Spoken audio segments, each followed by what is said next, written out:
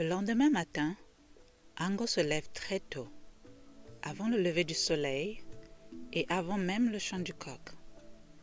Il saisit sa petite sacoche et la remplit avec quelques éléments de base. Ses pierres favorites, un morceau de poisson séché, ainsi qu'un bout d'igname, une poignée d'arachide cru pour casser la croûte et de l'eau. Il fait une petite prière auprès de ses ancêtres pour être protégé, exactement comme son père et sa mère lui avaient enseigné. Il savait que ses ancêtres le protégeraient et lui tiendraient compagnie, ce qui le réassure. Voilà pourquoi Ango n'a jamais peur. Ensuite, il se met en route pour la frontière sud du royaume. Et hop, s'en va-t-il, passant le petit marigot derrière sa maison, le même marigot où les canards étaient encore entassés ensemble pour se réchauffer. Après, il traverse le champ de citronnelle que sa tante avait planté pour éloigner les moustiques et pouf, il s'en va dans les champs au-delà de la clôture de son village. Il chantonne un air joyeux, saluant les petites bestioles qu'il rencontre sur son chemin. Un rongeur par-ci, un petit serpent par-là, les saluant tous pendant qu'il continue sa petite balade. Il sait qu'il est sur leur chemin, pas le contraire. Il se dit donc que peut-être que s'il est gentil avec eux, ils comprendraient.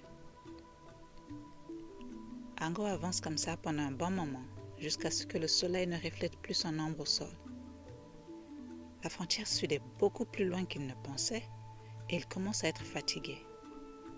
Heureusement, juste quand il s'apprête à manger sa dernière bouchée d'arachide, il tombe sur une motte de terre. Il avale rapidement sa nourriture et grimpe au sommet de la motte en courant. Une fois arrivé, il s'arrête soudainement, abasourdi par ce qu'il voit. Quelques mètres devant lui se tient une fille d'environ son âge. Elle paraissait aussi surprise que lui de le voir. Son apparition soudaine l'avait surprise. Il fait une petite pause, ensuite reprend confiance en lui. « Comment t'appelles-tu » il demande d'une voix ferme. « Je m'appelle Nimi » la fille lui répond. Ango réfléchit pendant une minute. Nimi? Il n'avait jamais entendu un nom pareil auparavant. Il se dit qu'elle venait sûrement d'un autre royaume. Il l'observe plus attentivement et remarque que ses vêtements étaient différents également.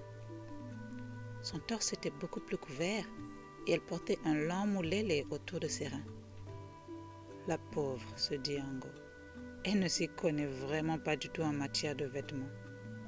Les filles de son royaume étaient beaucoup plus élaborées, se dit-il. Es-tu des environs? Ango lui demande. Oui, je viens du royaume tout juste au sud de ces collines. Le royaume Congo, répond Nimi. Ango est tout ébloui. Enfin, un membre du royaume qu'il cherchait. Et toi? Demande Nimi. Viens-tu du royaume Bateke? Elle lui demande en hésitant. Oui, je m'appelle Ango, fils de Gamboma, dit Ango fièrement en bombant son torse. Nimi sourit. Ça l'amuse que ce petit garçon gringalet essaie de paraître si digne. Ango remarque son sourire et ne sait pas quoi penser. Cette fille dénuée de style se moquerait-elle réellement de lui? Cependant, il n'en fait pas cas et va droit au but. Il se racle la gorge et déclare « Je viens de très loin pour vous demander pourquoi vous, les Bakongo, n'aimez pas les Bateke. » Nimi n'en revenait pas. C'étaient eux, les Bateke, qui n'aimaient pas son peuple. Du moins selon ce qu'on lui avait dit jusque-là.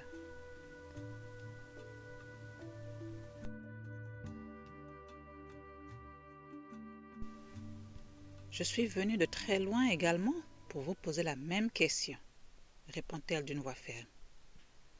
Juste quand Ango s'apprête à lui répondre, ils entendent un grand brouhaha venant de chaque côté de la frontière.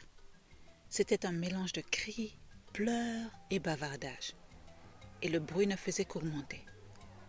Chacun d'eux se retourne vers son royaume respectif et voit une foule de personnes venant vers eux.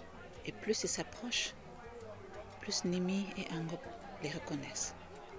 ce sont leurs familles respectives, ainsi que d'autres membres de leur clan. Il s'avère que la petite escapade des deux enfants avait déclenché une recherche intense dans les deux royaumes. La maman de Nimi est la première à la rejoindre et une fois à son niveau, elle l'attrape et la serre dans ses bras. « Nimi, Enge, qu'est-ce que tu fais ici? On s'inquiétait tous pour toi. Comment peux-tu venir t'aventurer ici? Et s'il t'était arrivé quelque chose ?» lui dit-elle d'un air inquiet. « Je vais bien, maman, ne t'en fais pas. Mais comment tu as su que j'étais ici ?» Nimi lui demande. « Je savais que tu ne m'écouterais pas. Tu es tellement têtu, hein? Je savais que tu tenais à en savoir plus sur la frontière nord. Alors quand je ne t'ai pas vu au petit déjeuner ce matin, j'ai immédiatement assumé que tu étais ici. » Répond sa maman avec une voix pleine de soulagement. Les parents d'Ango n'étaient pas du tout contents de sa petite folie non plus et lui donnaient une bonne leçon de morale également. Une fois que les deux parties se sont enfin remis de leurs émotions, ils réalisent avec effroi qu'ils se trouvaient à peine à quelques pas de leur ennemi juré. Cette soudaine réalisation les fait sursauter. Chaque mère s'agrippe à son enfant et les hommes érigent leurs byongas, leurs lances. Cependant, ils ne savent pas exactement qui devrait commencer la bataille ou même pourquoi ils devraient commencer à se battre car pratiquement personne n'avait franchi la frontière et nul n'avait fait de mal à personne. « Maman, » commence Nimi, parlant aussi fort que possible pour être entendu. « Voici Ango, et il s'apprêtait à me dire pourquoi son peuple ne nous aime pas. »« Nous, on ne vous aime pas? C'est vous qui ne nous aimez pas. » Ça venait de Ngunia. Il faisait partie des hommes qui avaient sorti les lances. « Non, vous, c'est vous qui êtes remplis de haine envers nous, » réplique le père de Nimi. « Non, vous, pas nous, » explose le père d'Ango. Les accusations continuent ainsi pendant un bon moment et l'agitation et la colère augmentent de plus belle lorsque soudain, un vieil homme apparaît à l'horizon. Il marche lentement le long de la frontière. Il paraissait très concerné par la foule. Il était clairement beaucoup plus vieux que toutes les personnes présentes et ne semblait appartenir à aucun des deux royaumes. Il n'était recouvert que d'un long tissu en raffia autour de son bassin et sur son épaule gauche, et il n'avait aucun bandeau, pas d'anneau aux chevilles et pas de balafre. C'était assez étrange pour quelqu'un de son âge. Son apparence était plutôt troublante pour les deux clans. Personne n'avait vu d'où il venait et où il se dirigeait. Il semblait avoir tout le temps du monde et décida de se mêler de leur querelle comme s'il s'y attendait. Il marche calmement parmi eux, s'arrêtant occasionnellement pour jeter un coup d'œil attentif à chacun d'eux, et ensuite demande « Qu'est-ce qui se passe ici ?» Il le dit de la façon dont un adulte s'adresse à des enfants qui se chamaillent. Chaque peuple présente son cas contre l'autre et attend anxieusement de voir comment leur arbitre magique va réagir et ce qu'il va dire. Chacun d'eux espère qu'il sera enfin exonéré. Le vieil homme les regarde tous silencieusement pendant un long moment et finit par poser la question. Donc, pendant des siècles, vos royaumes ont été côte à côte, mais vous n'aviez jamais établi aucun contact? Oui, c'est ça, ils répondent tous en une voix. Et ces deux enfants, dit le vieil homme en pointant vers Nimi et Ango, ces deux enfants ont décidé de savoir pourquoi, c'est ça? Demande-t-il. Oui, répondent les adultes, une fois encore à l'unisson. Dit le vieil homme tout pensif.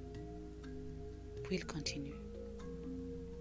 Il me semble que ces deux enfants savent bien régler les problèmes. Vous vous accusez de haine les uns contre les autres depuis tellement longtemps que vous ne vous souvenez même plus pourquoi vous vous détestez. Vous assumez simplement que l'autre clan ne vous aime pas parce que vous n'avez jamais essayé de vous rapprocher. Tout le monde était bouche bée. C'était totalement vrai. Personne ne savait vraiment pourquoi les autres ne les aimaient pas. Cette croyance avait été tout simplement transmise de génération en génération sans aucun questionnement, jusqu'à aujourd'hui. Ngunia est le premier à éclater de rire. Donc pendant toutes ces années, on aurait pu traverser la frontière sud et nous ne le savions même pas. Ango se met à rire également, suivi par Nimi, et en moins de temps, tout le monde se met à rire.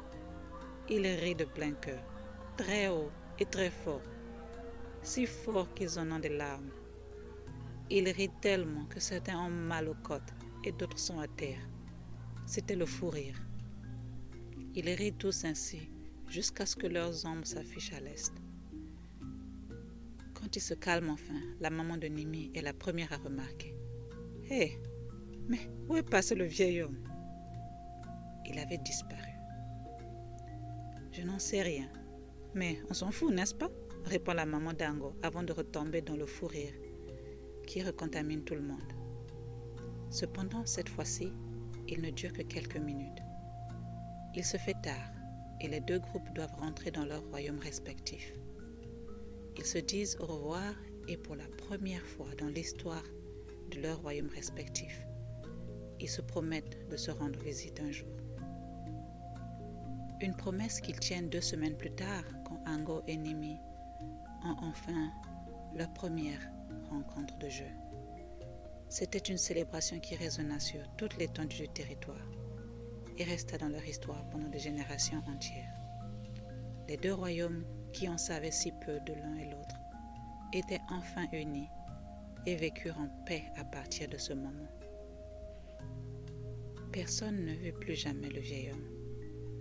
Certains disent qu'il était l'esprit qui gardait la frontière et que pendant des siècles, il avait attendu que les deux clans se rencontrent pour qu'ils puissent être libérés de ses fonctions.